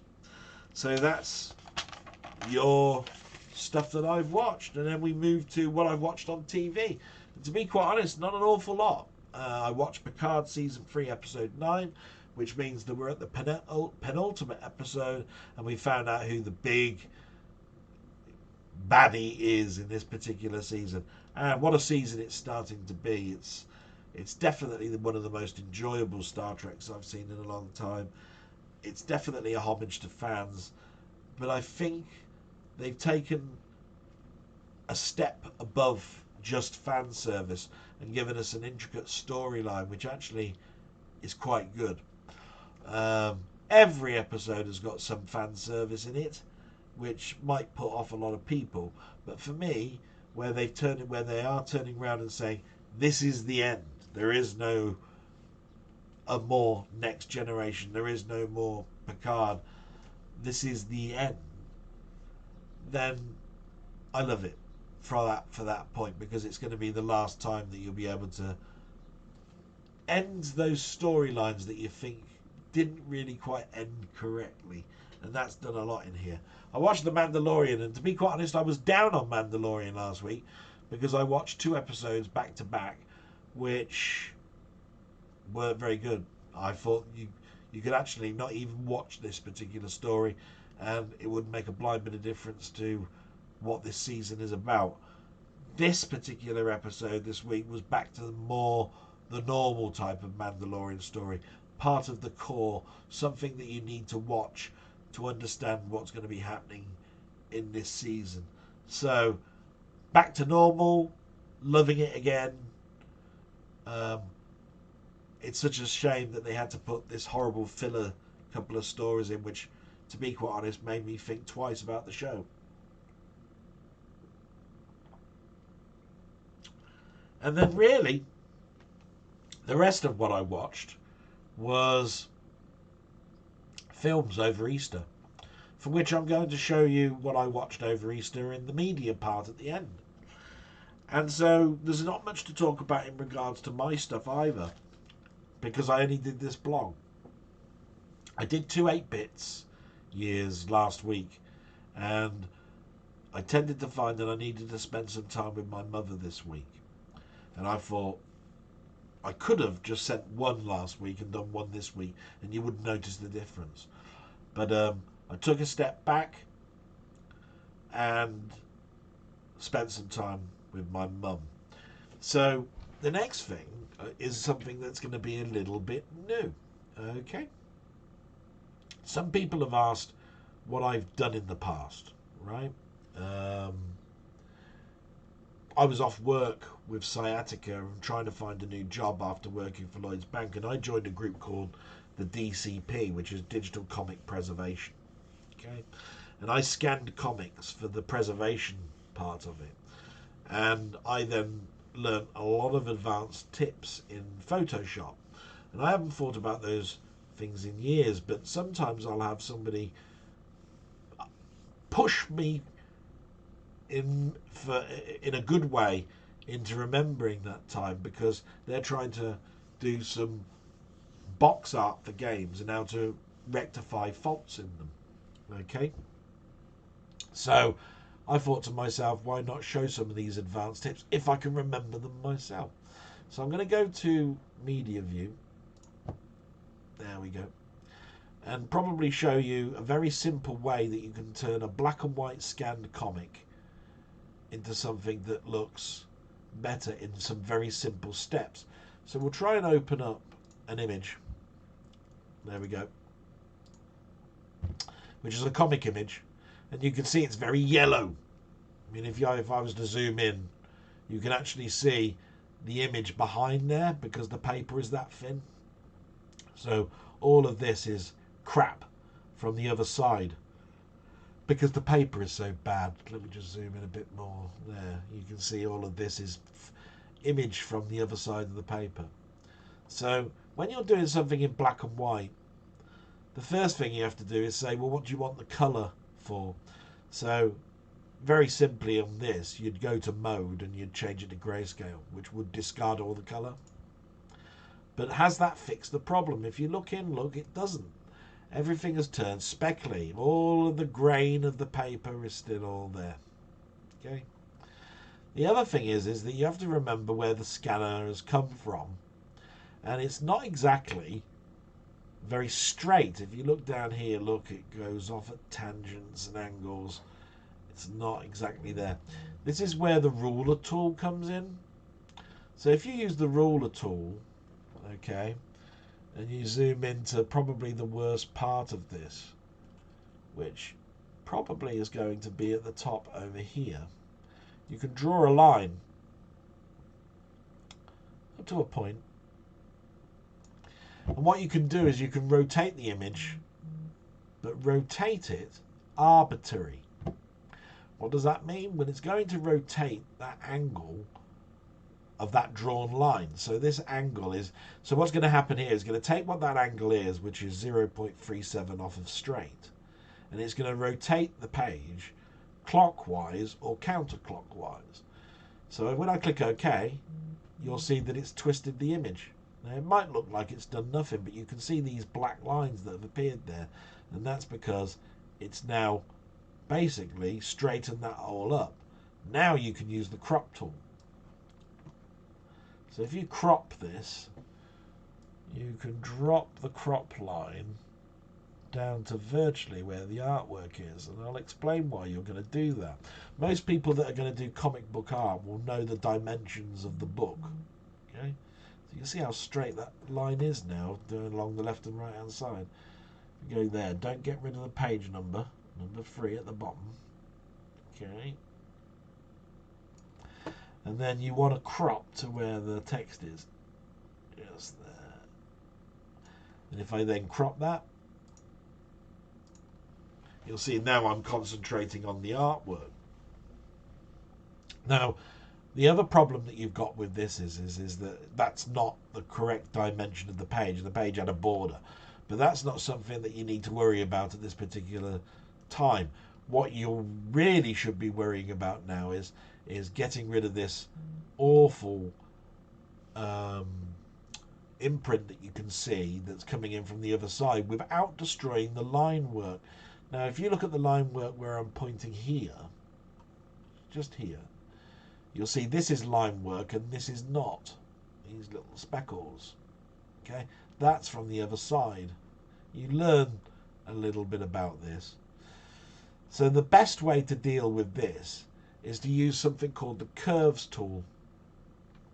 Now the curves tool is a very strong tool to use because when it comes to black and white compared to colour, you're telling the program what is the darkest, blackest part of the book and what is the whitest part of the book. And everything in between will be the grayscale, the gradient that you're going to use.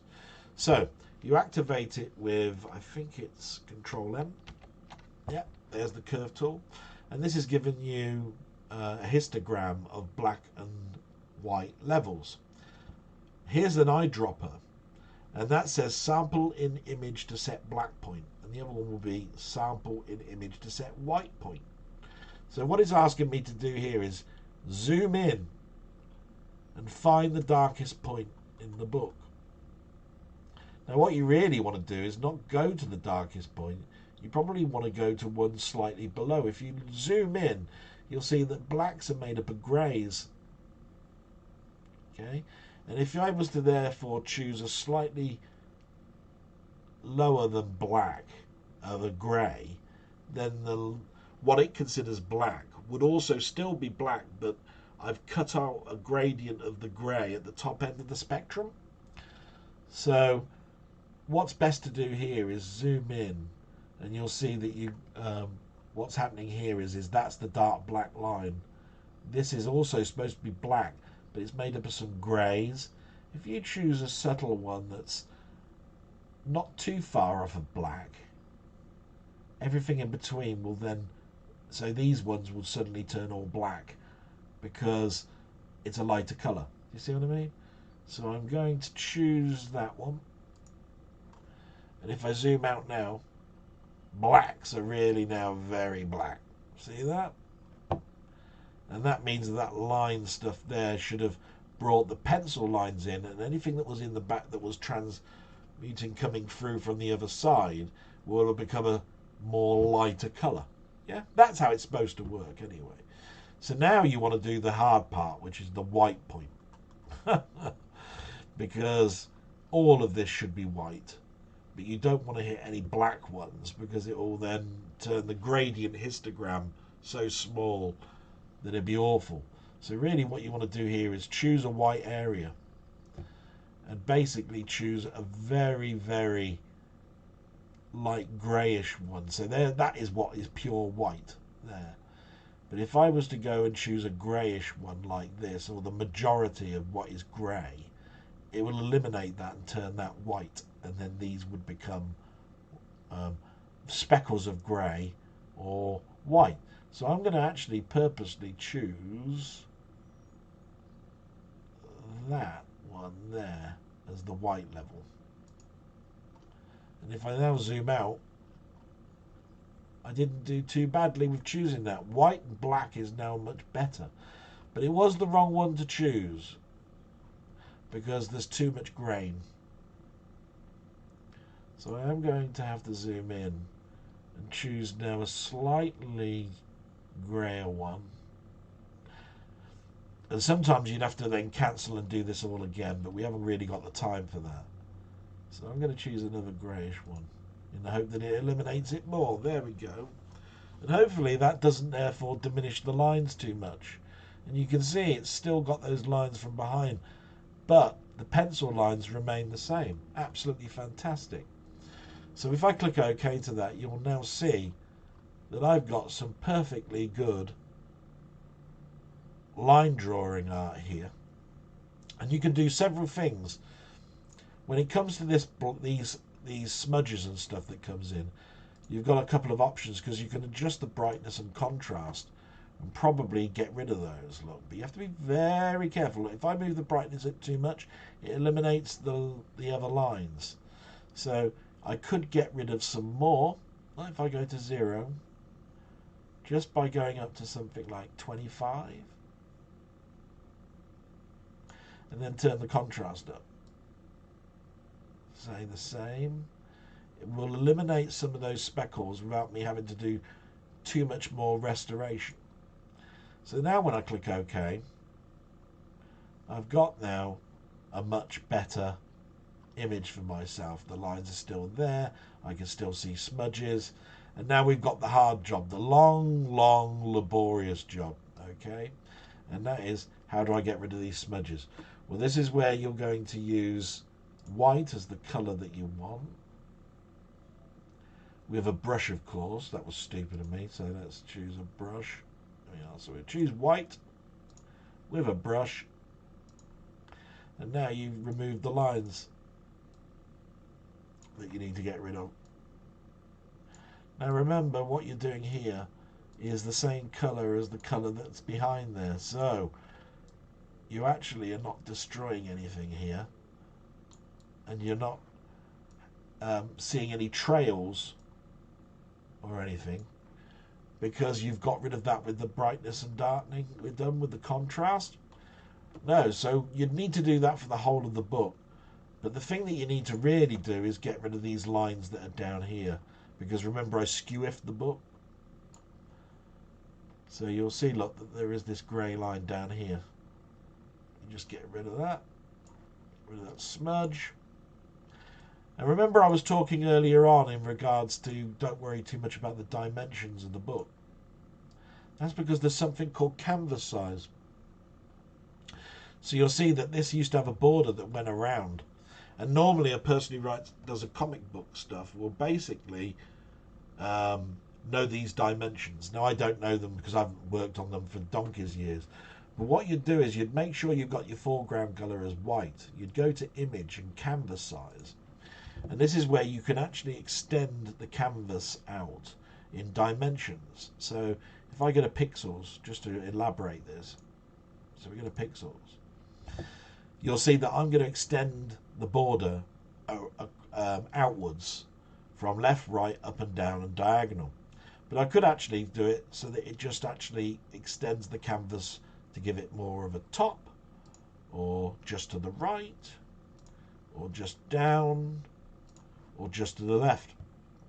In this particular one, I want to give it a border back to the dimension that it actually was.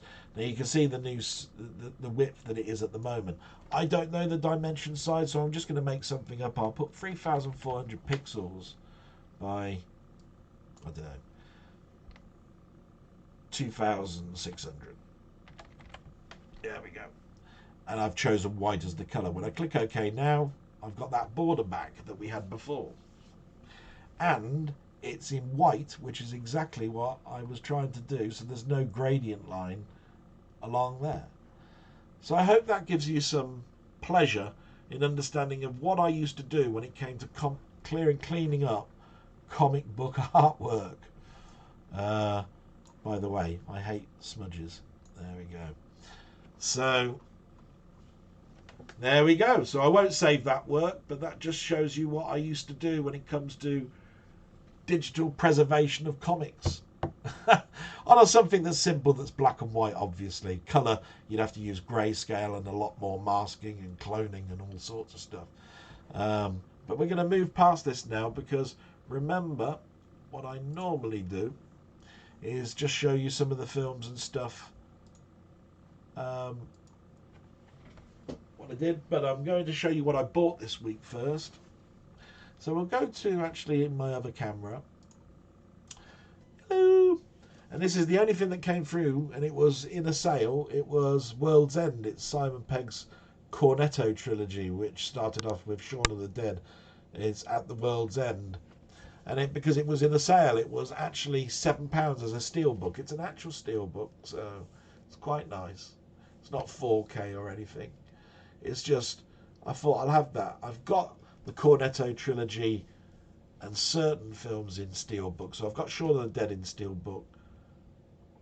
I've got them all in steelbook now with this one. Yeah, that's right. I didn't have this in steelbook before. I've also got them in a collection set. So that was quite good. And then we were talking earlier on about, is PS3 retro? And I forced myself to get off my arse and go to a car boot sale this weekend. And I thought, I'm purposely going to go out and see what games are out there and whether they're cheaper than Kex. Yeah. And I had £15 in my hands. and I was randomly going to buy some games, and I came across this one guy on a stall that was selling a PS3, but it was a slim PS3 Slim, and he had an Xbox One, and he wanted far too much money for the consoles. But I noticed that he had a lot of stuff that was brand new, and he had a lot of stuff that was from Kex, obviously from Kex, because it still had the labels on them. And I said, how much are the games, mate? He said, the ones that come from Kex he's bought cheap himself, and he's selling those today at 50 pence each. So I was very happy. I was going, whoa, 50 pence, Jesus. How much for the sealed ones, which have never been done? And he said, depends on how many you're going to buy, so come back to me. So, what did I buy? When it comes to the Xbox One, I got Titanfall 2 for 50 pence. Forget the thing down the bottom. That just meant he bought it from Kex at the time, and he spent £2 on it. I got that for 50 pence. Tom Clancy's The Division, 50 pence. Battlefield 1, 50 pence. Battlefield Hardline, 50 pence. And I'll show you the one that I bought for the Xbox One, which was not 50 pence, in a moment. The rest is now PS3. Remember, 50 pence. PlayStation 3's Resident Evil 5, I think that is. No, 6. Resident Evil 6, 50 pence. Saints Row the 3rd, 50 pence. Formula 1 2012, 50 pence. Bioshock Infinite, 50 pence. 007 Quantum of Solace, 50 pence. And the game that I bought that was sealed, you can see it's still sealed, it's got the cellophane and everything around, was Dishonored 2, which he allowed me to have for the remaining money that made it up to a tenner. Remembering that these were 50 pence. So there was £1, £2, £3, £4.50s worth, no, £5 worth of games. So this cost me a fiver. I don't know whether I got a deal, but I got a game that's sealed, that's never been opened, for a fiver. Dishonored 2. I don't think I did too badly. Is it time, therefore, to buy PS3 games as a retro collection? Possibly, because if you're a collector, I'm not a collector. I just thought to myself, I could do with some different types of games, and I could do with building or boosting up some of my stuff, because I still have a PS3, I still have an Xbox One, haven't played on them for ages. And it came to the light to me that I can't play Fight Night Round 3, Fight Night Round 2, Fight 9 Champion on my PS4 or PS5 unless I buy it as a digital download. It will not recognise the disc on the PlayStation side. Different if you're Xbox. If it's Xbox and it's Fight Night Champion, you can actually put the disc in and it's backwardly compatible. However, you can't play Fight Night 3 or 2 or 1 either on the Xbox. And it made me think, so the only way I can play those Fight Night games now is if I put my PS3 out of storage. And my PS3 has never been in storage, it's just been stuck over there. And I thought to myself, I'm going to start going back and having a look at my PlayStation 3 stuff.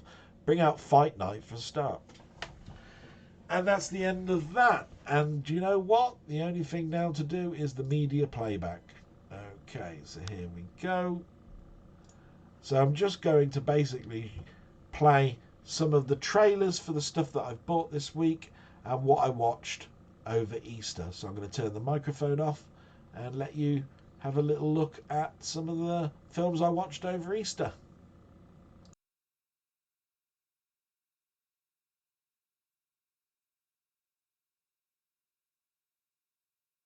And we're back, just like the Five Musketeers. Three Musketeers, isn't it? Well, nobody knows how many there were, really, do they? You know that the Three Musketeers is a fiction, right? written by Alexander Dumas. A lot of people are saying that about the Bible these days. What, that it was written by Alexander Dumas? Don't be daft, Steve. It was written by Jesus. Were we there yet? Let's do this! They haven't seen each other in 20 years. I'm free to do what I want. But tonight, they're returning to their hometown to finish the ultimate pub crawl. This is our chance to finally conquer the Golden Mile. 12 pubs, 12 pints. And this time, they're going to make it to the last pub, the World's End. Go! 'Cause I'm free. What do you recommend? Beer. We'll have 5 of those, please. 4 of those, and a tap water. What? Look who it is. Wow, long time. Gary. Willkommen, bienvenue, welcome. Always weird, isn't it? You come back and everything's sort of different. I suggest you get on your way.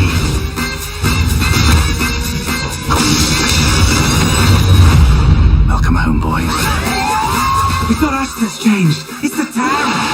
What are you doing? It's alright, I'm not trying to have sex with you. There's something I need to tell you right now. Unless you do want to have sex, in which case I'll tell you afterwards. Tell me right now.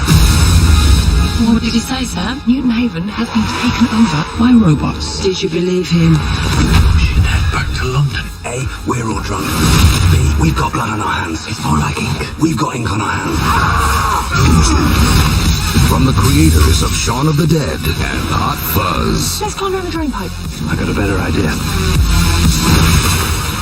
Climb down the drain pipe. The only way to survive the night is to make it all the way to the World's End. Where are the others? They're blending in. Hello, I am a robot.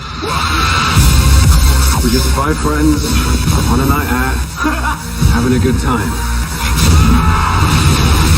The World's End. What the hell is that?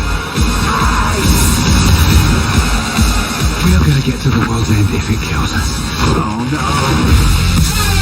Doomsday. One day, a professional killer went home to visit his family and found his brother murdered. Now, who killed him? I don't know nothing. Listen, the only reason I came back to this crap house was to find out who did it. And I'm not leaving till I do. Michael Caine is Carter, a man with unbridled hate. Do you want to be dead, Albert? For Christ's sake! You knew what I'd do, didn't you, Albert? Listen, Christ, I didn't kill him.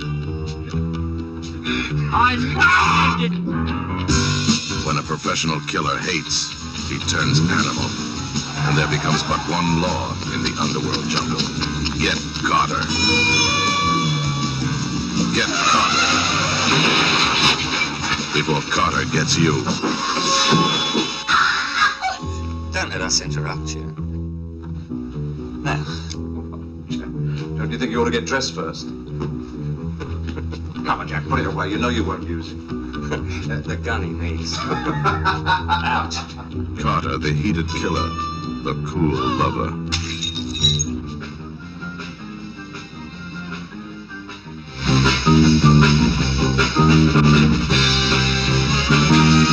Carter, a man of few words. A man of decisive action. I've come for you, Margaret. Take your clothes off. Few words. Decisive action. Hate drives the hunter. No!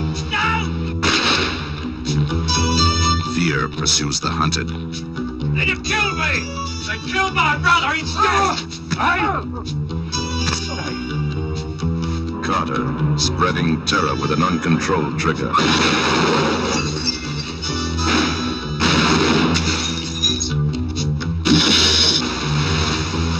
Carter was a killer by profession.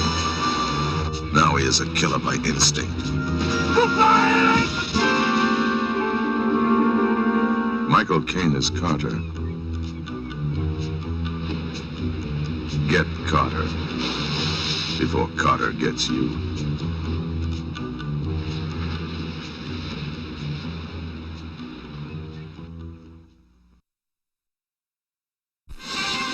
Throughout all history, The immortal love story of Cleopatra and Mark Antony has fired the imagination of men. Many magnificent motion pictures have been dedicated to their illustrious name. Now comes the most provocative, the most daring, the most shocking of them all.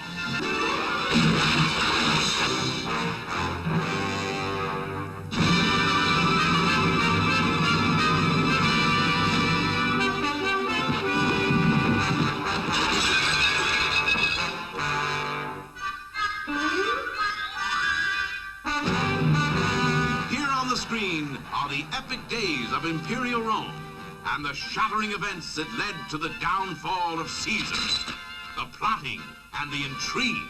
I must warn you, Julius, there is unrest in the Senate. There have been rumblings. You eat all that spaghetti they eat. See the historic stabbing of Julius Caesar and hear his immortal words. Infamy! Infamy! They've all got it in for me! Here are the famous figures of history portrayed as never before. Sidney James as the rugged, handsome lover. Mark Antony. Kenneth Williams as the mighty Caesar. Victorious in battle, he couldn't make the peace. Sorry to bother you, sir, but what do you want done with your woman here? What is that? It's just a little thing I picked up in Britain. Joan Sims as Calpurnia, Caesar's adoring wife. Charles Hawtrey as Seneca, the old sage who knew his onion. Why don't you come on in? The water's lovely. Kenneth Connor as the ancient Briton Hengist Hart. Oh, you silly cod. Jim Dale as Horsa. Son of Ethelred. Oh, not Ethelred the unready. Oh, no. My dad was always ready. And the fabulous Amanda Barry as the exotic Cleopatra whose beauty besotted the noble Antony, using her power over men for plotting and intrigue. There must be some way we can get rid of it. I have a poisonous ass. Oh, I wouldn't say that. Oh, no. Have a look. One bite from this is enough. Behold the beauties of ancient Rome. Breathtaking spectacle. Exciting action. Great romance.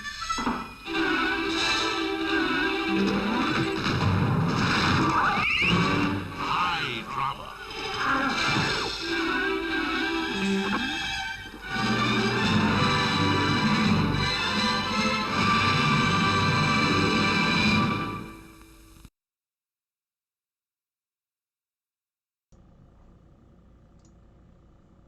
There we have it. Those were the films that I watched over Easter. What can you say about Get Carter? Fantastic score, engrossing film, definitely of its time. I watched my 4K BFI version that I showed in one of my blogs and just loved the film all over again. And you can't really fault a Carry On film, can you? Carry On Cleo is classic. Sid James just always makes me laugh, and it probably has one of the best lines in a comedy film. Infamy, infamy, they've all got it in for me. And with that bombshell, I'm going to end this blog and say thanks very much for watching, and I hope this entertained, and roll on the next one. Thanks very much, guys. Bye bye.